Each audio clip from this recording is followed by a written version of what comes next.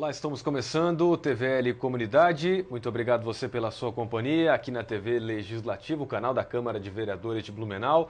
Hoje nós vamos falar sobre o papel, a função, as atribuições do Poder Legislativo.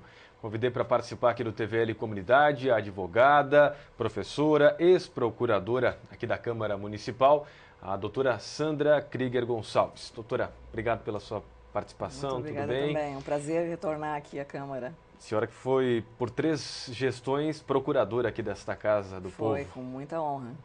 Bom, saudades também? Sim, o Legislativo é um órgão público muito bom de se trabalhar. Ele representa todas as facções do pensamento político, mas esse debate eu acho muito interessante para a sociedade.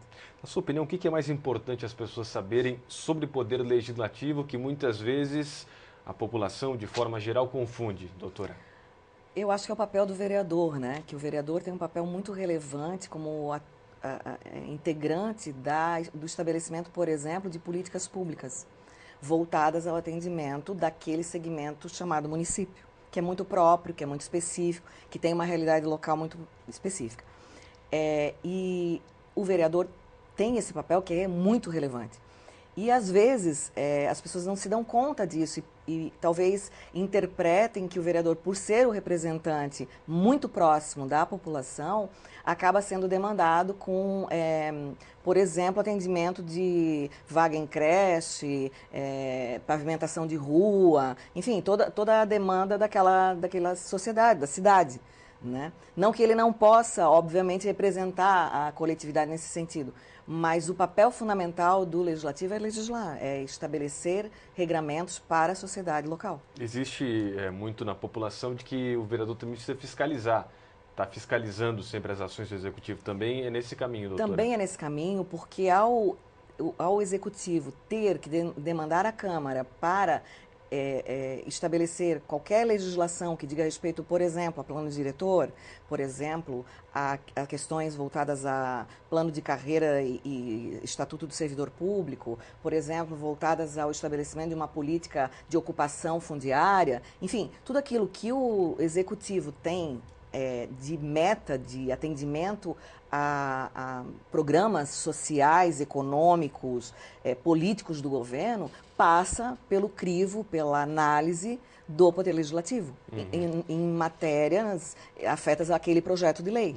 Então, há uma década, a doutora Sandra Krieger, que foi procuradora aqui do município, lançou esse livro aqui que está em minhas mãos, O Município na Constituição Federal de 1988. Isso. Autonomia, competência legislativa e interesse local. Basicamente, aqui nesse livro está dito que o município pode legislar e o Poder Legislativo, a Câmara, é fundamental para isso. Exatamente. Aqui, na ocasião, há uma década atrás, e esse debate continua sendo recente, continua sendo um debate que existe hoje, não é superado, a Câmara de Vereadores exercia um papel, digamos, secundário e o município não tinha aquele status que a gente chama status constitucional de ente da federação. Então, antes da Constituição de 88, quem estabelecia todas as regras para que o funcionamento dos municípios se dessem era a Constituição do Estado e, consequentemente, o governo estadual. A partir de 88, a Constituição de 88 deu aquilo que é um modelo completamente diferente de Estado de federação, diferente dos Estados Unidos, por exemplo, onde tem a União e o Estado-membro. Nós, no Brasil, temos o município como integrante de um ente da federação, tal qual o Estado, o Distrito Federal e a União.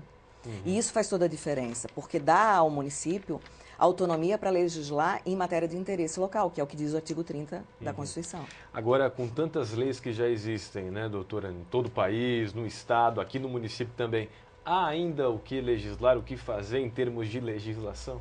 Sempre há, né? A matéria política pública, ela não se esgota nunca. Então, ela começa com o orçamento público, que é o estabelecimento de onde e como o governo estadual, federal e municipal gastará o seu recurso, como é que ele vai, o que ele vai arrecadar e quais são as metas de rubricas, né, números de rubricas orçamentárias que nada mais significam de onde será gasto. Lei, né? O orçamento é uma lei. Né? É uma lei que é discutida, que é debatida no âmbito do Poder Legislativo. Ela vem de iniciativa, o vereador não pode ter iniciativa, digamos, fazer o projeto de lei do orçamento. porque esse é o papel do Executivo. Mas no momento em que o Executivo precisa fazer o orçamento, ele tem que mandar para o Legislativo. Né? A gente está vendo agora o governo federal extremamente preocupado que o orçamento na União ainda não foi devidamente votado. Por quê? Porque sem isso o governo o Poder Executivo não consegue implementar as despesas. Ele precisa que o Legislativo exerça o seu papel. Não consegue aplicar os recursos propriamente dito. Exatamente. Né? Então, Doutora, assim, dizer que o número de leis que existem, isso não significa dizer que não tem espaço para legislar. Pelo contrário, há necessidade de todo ano se votar o orçamento, por exemplo. Agora, no que o vereador pode legislar, por exemplo? Porque a gente escuta muito falar nas comissões, principalmente, que há vícios de iniciativa. Queria primeiro que a senhora explicasse o que é um vício de iniciativa. O vício de iniciativa é quando, apesar da matéria estar dentro do universo de assuntos que o Poder Público Municipal pode legislar, o vereador não pode começar o processo legislativo. Ele não pode, propor o projeto de lei. Quem tem que propor é o Executivo. Ah, mas então ele não pode fazer nada. Não, pelo contrário. O Executivo propõe, mas ele vai discutir, ele pode fazer emendas, ele pode não aprovar, né? Papel mais preponderante não tem. Se o Legislativo não aprova determinada linha de atuação do Executivo via projeto de lei, esse projeto não é implementado. Né? Mas ele não tem iniciativa. Então, uma coisa é falar em matéria, quais são as matérias de interesse local. Outra coisa é falar quem começa o processo legislativo. Por vezes, o vereador quer iniciar o processo legislativo e ele não pode, porque precisa vir o projeto do Executivo. E nas imagens que a gente está mostrando aí, agora o plenário, né, as audiências públicas, encontros que são feitos aqui na Câmara, só que a gente viu antes os vereadores na comunidade, né, vendo ponte que não precisa ser reformada, manifestos. Isso é muito comum dos vereadores fazerem porque a população pede isso, né, doutora? É claro, isso é um dos papéis que ele tem de fiscalização dos atos do governo, né? Mas, no entanto, ele não tem o poder de estabelecer se, por exemplo, que é uma atuação administrativa, executiva, e o próprio nome, quem executa as políticas é o governo, é o Poder Executivo, né? Então, o vereador pode efetivamente exercer um papel de representação social junto à comunidade, ele tem que fazer isso, mas ele não pode legislar sobre isso sem o Executivo e também não pode definir qual é a política por exemplo, de um afastamento de rua. Quem vai pavimentar determinada via pública, quem vai definir isso é o Executivo. Voltando à questão da legislação, então o que o vereador pode fazer, pode legislar, em que o município pode atuar fazendo leis, doutora? Tudo aquilo que diz respeito ao interesse local. E é uma expressão absolutamente genérica, né? Então, há muita discussão em torno de quais os limites, o que afinal de contas é o interesse local. Então, por exemplo, em matéria tributária, quem define a alíquota, quem define a forma pela qual o imposto será aplicado, o IPTU, por exemplo, o ISS, por exemplo, que são impostos municipais. Tributos municipais. Tributos municipais. O IPTU, a contribuição de melhoria, o ISS, efetivamente, não sofrem ingerência de nenhuma outra regra jurídica, a não ser a Constituição, que diz que é competência do município dizer como ele vai cobrar, que fato gerador terá, mas toda a política de cobrança do IPTU e a regra para que isso aconteça é do município. Né? Mas o vereador, ele pode estabelecer, por exemplo, isenção, é absolutamente discutível, por conta de vício de iniciativa. Agora, o município poderia O município mandando o projeto de lei para a Câmara, a discussão aberta, aí o vereador pode exercer todo o seu papel em torno desse projeto. Mas o vereador não pode iniciar o processo de reforma do Código Tributário, por exemplo. A maioria, então, das decisões do Executivo, do que a Prefeitura pretende fazer, passa pela Câmara, se submete ao crivo da legislação que lhe é afeta e, portanto, a projetos de lei de iniciativa, ainda que de iniciativa do governo municipal, tem que passar pelo Legislativo. Aí vem a fundamental importância, né, do Poder Legislativo. Exatamente. Dá o crivo, dá a decisão final. Então, mesmo que o Código Nacional... Desculpa te interromper, mas o Código Nacional de Trânsito, ele dá todo um regramento de multa, de infração de trânsito, tudo isso. Mas quem dispõe sobre, por exemplo, qual é o limite máximo de velocidade naquela via pública é a legislação local. E isso passa pelo Legislativo. Né? Agora, mesmo que o Legislativo aprove ou rejeite, o prefeito vete, por exemplo, aprove, o prefeito vete. O veto volta para a Câmara, né, doutor? Volta para a Câmara. Decisão a final, palavra final é da Câmara de Vereadores. Câmara. Promulgação em matéria de uma lei, sim, sem dúvida. Então tá aí a importância. Agora, a lei orgânica, doutora Sandra, as pessoas se questionam, o que é, afinal de contas, a lei orgânica do município? Comparando com a estrutura que a gente tem de organização legal no Brasil hoje, a Constituição Federal estabelece regras para o Estado todo, o Brasil como um todo. A Constituição Estadual, seguindo o regramento da Constituição Federal, estabelece as regras do Estado como autônomo. E a Constituição do município qual é? É a Lei Orgânica do município, né? Considerando que a União dita regras gerais e quem estabelece regras específicas é o município, sobrando para o Estado só aquilo que a gente chama de competência suplementar, de legislar suplementarmente, é muito importante que a lei orgânica estabeleça, por exemplo, qual é o funcionamento, como é que tramita um projeto de lei, como é que ele começa, como é que ele termina. Então, onde é que está o vício de iniciativa? Está estabelecido na lei orgânica. Quais são as matérias de privativas de iniciativa do prefeito? Está na lei orgânica. Quem pode fazer o quê está na lei orgânica. Quem pode fazer o quê e qual é o procedimento para fazer isso? Está na lei orgânica. Então, ela é muito importante. A lei orgânica em Blumenau foi criada depois da Constituição, obviamente. Nos anos 90, anos né? 90. No início dos anos 90, a primeira lei orgânica. Quem pode alterá-la? Somente o a legislativo. Câmara? Somente os vereadores? Somente. Que é o constituinte local. Né? O que mais determina a lei orgânica, doutora, além do que pode fazer de vícios de iniciativa, a lei orgânica estabelece quais são as linhas, digamos assim, políticas que o governo municipal deve adotar em determinado assunto. Então, desde da questão de servidor público, dizendo que deve ter um estatuto de servidor público municipal, desde a matéria tributária, que deve haver um código de tributário do município de Blumenau, até a questão dos procedimentos de funcionamento dos órgãos públicos. Então, por exemplo, se o secretário municipal pode ser vereador ou não, está na lei orgânica. E se o vereador pode exercer cargo público ou não, qual é o cargo? É só secretário. Então, toda essa questão de organização política do município, de funcionamento legislativo, passa pela lei orgânica.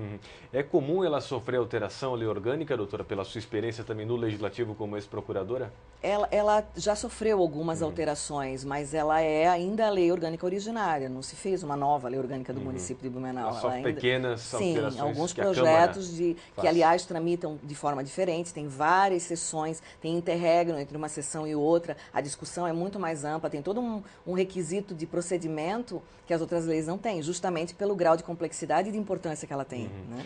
É importante a gente explicar também para as pessoas, para o público aqui da TVL, quais são os tipos de projetos que existem, né? Porque as pessoas escutam falar projeto de lei complementar, projeto de lei ordinária. O que é isso, afinal de contas, né, doutora? É uma classificação que vem da Constituição e que não é muito difícil de entender, mas é preciso fazer esse raciocínio à luz da Constituição.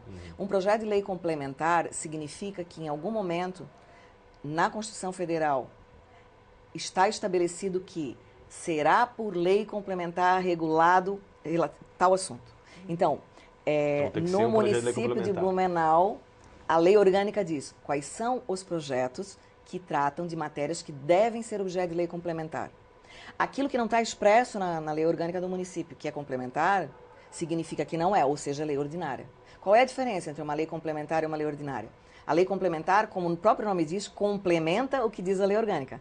A lei ordinária trata de matérias regulares, normais, que não são extraordinárias. Então, se fosse para estabelecer assim, qual é a matéria especial, relevante para a lei orgânica? Isso é matéria de lei complementar. Tá aí, é só um nome? Não, não é. A lei complementar tem toda uma tramitação e, por exemplo, precisa de 2/3 da aprovação, coisa que uma lei ordinária não precisa, basta o voto da maioria.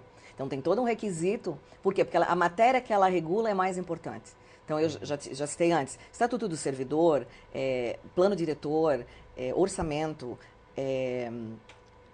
tudo aquilo que diz respeito a plano de carreira, todas as matérias que são codificadas, elas passam por uma regra específica de lei complementar. Elas são complementares à lei orgânica. Quer dizer que numa votação, por exemplo, tem que ter 2/3 da... Tem que ter 2/3 para aprovação do projeto. Não é só a metade para dos mudar, vereadores. por exemplo, o plano diretor, é muito mais... exige-se muito mais do que para mudar uma legislação que trate ordinariamente sobre, por exemplo, uma regra de vaga em creche, uma regra de outro tipo de discussão em torno de, por exemplo, uma questão que eu li há pouco que a Câmara estava discutindo em matéria de lei ordinária, foi se abria ou não abria o comércio em determinados horários. Isso é matéria de lei ordinária. Por quê? Porque a lei orgânica não trata disso como lei complementar. É importante que a senhora citou esse assunto, porque tem um questionamento importante das pessoas também sobre legislar diante do comércio, né? Sei lá, supermercados, estacionamentos... Enfim, iniciativa privada, né? Isso. Isso pode, não pode, doutor? O que diz a lei? É possível? Porque a Câmara, por exemplo, em torno disso a Câmara aprovou a lei dos circos, por exemplo, a lei dos bancos, né? Isso, exatamente, bem lembrado. lembrado. A lei do CIO agora, a última lei aprovada do ano passado. Então, o que pode e o que não pode? Essas leis podem. Em Blumenau se determinou que não haveria mais circo que explorasse qualquer tipo de apresentação que envolvesse animais. Né? E acho que essa lei foi, inclusive, de iniciativa do vereador Célio Dias, se não me falha a memória, há uns 4, 5 anos atrás. E, a partir de então, se discutiu se isso feria a iniciativa privada. Não por quê? Porque a questão, como eu falei, de política local é do município. Então, esse papel o vereador pode exercer, e essa iniciativa é dele. Ele não tem vício de iniciativa nesse sentido, de não poder, em Blumenau, dar alvará de funcionamento para circo que explore qualquer tipo de animal nas suas apresentações. Agora, há uma questão também de gerar despesas, tanto para a iniciativa privada ou para a iniciativa pública. O que diz a respeito a isso, doutora? Isso é um grande óbice para o trabalho do vereador, porque o vereador ele não pode legislar em matéria que crie uma nova despesa. Então, por exemplo, se ele começar um processo legislativo que envolva a criação de uma nova escola, a criação de um posto de saúde, isso obviamente influenciará na despesa e no orçamento que o município estabeleceu para aquele ano no gasto com saúde, com educação. Esse ponto é um ponto realmente que limita a atuação em termos de iniciativa. O vereador não pode iniciar projeto de lei que envolva o aumento ou o gasto, ou mude regra de gasto orçamentário do Executivo. Por quê? Porque a iniciativa é do Executivo. E isso teria que vir do Executivo, então? Sim. No momento em que vem do Executivo, o vereador pode debater, pode fazer emenda, ele só não pode começar o processo. Agora, a emenda, ela pode gerar despesas? A emenda pode gerar despesas na medida em que a iniciativa de emenda é dele. E isso também é uma outra discussão em torno da constitucionalidade da atuação do vereador. Eu defendo, isso é um ponto de vista meu próprio, e baseado em uma série de julgados de tribunais e mesmo da minha vivência da Câmara, que não faria nenhum sentido se o vereador não pudesse apresentar emenda a projeto de lei, ainda que isso influenciasse no custo final desse projeto. Por quê? Porque a discussão é sempre em torno da iniciativa. Então, o vereador não pode criar uma nova despesa, mas no momento que essa despesa foi criada pelo Executivo, discutir como é que ela vai se comportar, o vereador pode, na minha opinião. Doutora, há uma questão bastante polêmica, que é a questão dos projetos chamados inconstitucionais, né? Isso tem tudo a ver com o que a gente está falando aqui, de vice-iniciativa, etc. O que é isso exatamente? Um projeto é inconstitucional quando ele viola o ordenamento maior, que é o do ordenamento da Constituição. Ele pode ser inconstitucional porque ele começou no lugar onde não poderia. Então, começou pelo Legislativo quando devia começar pelo Executivo. Isso é um vício de inconstitucionalidade. Ele determina alguma coisa que viola uma lei federal que dispõe sobre a matéria, que o município não tem autonomia para legislar. Então, por exemplo, se o município de Blumenau, um exemplo bem, assim, claro, aparentemente tosco, mas que dá para entender. Se o município de Blumenau resolver legislar sobre matéria penal, dizendo que em Blumenau não é crime determinada conduta, que é à luz do Código Penal brasileiro, essa regra é absolutamente inconstitucional. Por quê? Porque o município não pode legislar sobre matéria penal, isso é matéria exclusiva do Poder Federal. Agora, a senhora falou um assunto interessante antes, a questão do Código Brasileiro de Trânsito. Sim. O município determina a velocidade das ruas. Apesar de não... Uma série de... Por exemplo, a questão toda tá da área azul... Não está ligada ao Código de Trânsito. Ela está ligada ao Código de Trânsito de maneira transversa, porque a multa pela ocupação de via pública fora do que estabeleceu a lei municipal acerca da área azul, é local. Mas a multa é disciplinada pelo Código de Trânsito Nacional. Então, uma coisa é dizer que ele não pode legislar sobre o valor da multa. Outra coisa é dizer que ele não pode legislar sobre nada de trânsito. Pode. Naquilo que diz respeito à organização interna do funcionamento do trânsito no município. Tem que sempre se pensar no interesse local. O vértice para isso é o interesse local, que é o que dá a linha constitucional para poder ou não legislar. Né? Os vereadores esbarram muito nessa questão da inconstitucionalidade. E até eu já aproveito para lhe perguntar a importância também das comissões permanentes, já que a gente está falando aqui de inconstitucionalidade, a CCJ é a que analisa essa questão, doutora. O papel da Comissão de Constituição e Justiça é fundamental porque ela tem por atribuição e até diria por obrigação verificar se esse projeto tem vício de inconstitucionalidade ou não. Se ele tem, levá-lo a plenário significa apenas democratizar o debate que deveria ser feito na comissão temática. Então, o papel da CCJ é um papel muito importante porque ele limita a essa atuação. E às vezes o vereador que teve essa iniciativa fica inconformado porque já na CCJ tem um parecer jurídico da Procuradoria dizendo que há vício de iniciativa. Então não posso legislar sobre nada. Não, tem que ter esse parâmetro, matéria versus iniciativa. Isso, para um projeto, é importante, é fundamental. E o papel da CCJ é esse, verificar se há ou não esses requisitos. Todo projeto com algum vício, ele tem algum tipo de correção? É possível mandá-lo para o Estado, para a União, né, para o governo federal, para tentar, para a Câmara dos Deputados, Senado, enfim, para tentar fazê-lo valer, doutora? Sim, em termos de outro tipo de mecanismo. Então, representação popular recolhendo assinaturas para que o projeto de lei seja apresentado junto ao Congresso Nacional. Existe essa dinâmica na Constituição, né? Um X número de assinaturas, a representação seria popular, a iniciativa seria popular. Ou então, alternativamente, o estabelecimento de um viés de contato político entre o legislador municipal e o legislador estadual ou federal, né? Mas nunca por projeto de lei, porque essa não é a via adequada. As comissões também são importantes nessa questão, principalmente. Todas as comissões, o debate das comissões temáticas é muito importante, não só para exercer um papel de constitucional ou não, mas para desenvolver em torno do assunto que o projeto trata, quais são as linhas que a Câmara vai adotar como política pública, como fiscalização do Executivo, enfim. Então, o projeto, quando ele tramita nas comissões, essa discussão por assunto, né, transportes, finanças, legalidade ou inconstitucionalidade, é muito relevante para que ele chegue aprimorado para o plenário. Né? Doutora, agora os vereadores podem também apresentar requerimentos, indicações diretamente ao Poder Executivo, ao Estado, ao governo federal. O que isso significa, o que isso representa também?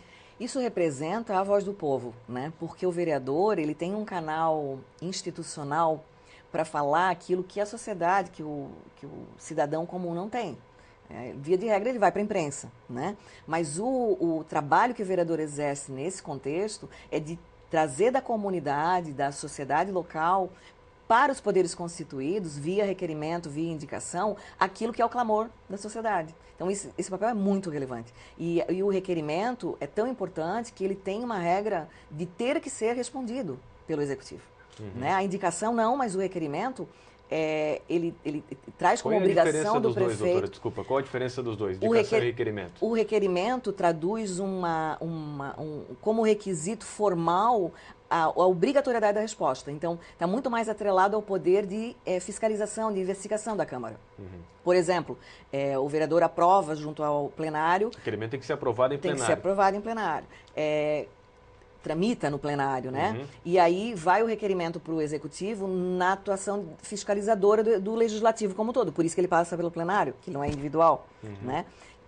Por exemplo, o que se está fazendo com determinada obra, como é que aquele contrato foi, como é que aquela licitação foi produzida, que documentos integram aquele procedimento que a Prefeitura fez, e isso vem devolvido para o Legislativo para ele analisar e exercer seu papel de fiscalização. Com uma resposta. Com uma resposta necessária e com os documentos requisitados.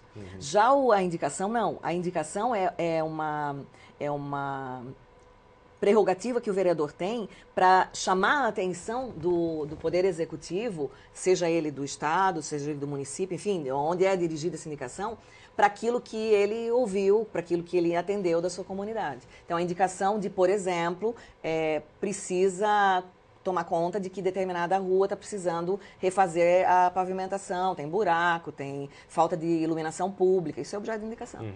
Bom, com essa nossa conversa, acho que deu para explicar, né, para o público qual que é o papel, as atribuições, as funções reais dos vereadores, né? Que são muito relevantes, né? Que são muito relevantes. O papel do vereador no município, eu sempre digo que o vereador é o emissário mais próximo que a população tem.